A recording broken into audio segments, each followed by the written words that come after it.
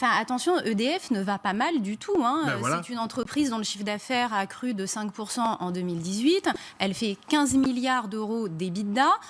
Et donc, c'est après salaire, bien entendu.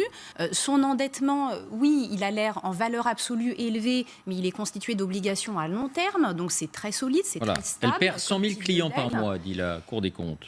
Oui, mais si vous voulez, on ne peut pas regarder simplement une vision sur du court terme. On parle d'EDF, ils investissent sur des projets à 30 ans. Enfin, de mon point de vue, c'est pas du tout une entreprise qui va mal et de fait, ça fait des années qu'elle verse des dividendes substantiels à l'État, son principal actionnaire.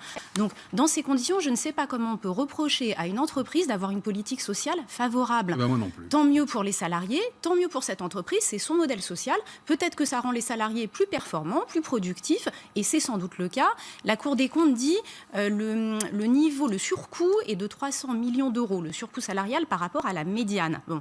Mais si vous payez vos salariés à la médiane, vous aurez des gens qui seront motivés à la médiane, qui seront efficaces à la médiane, qui seront aimables avec les clients à la médiane. Ils font semblant de nous payer, nous faisons semblant de travailler. Voilà, c'est exactement. Les salariés d'EDF, on les trouve formidables quand ils viennent réparer les poteaux électriques après une tempête en 3 minutes 50. Absolument. Et on applaudit. Et qu'ils travaillent 3 jours d'affilée par moins 15. Exactement.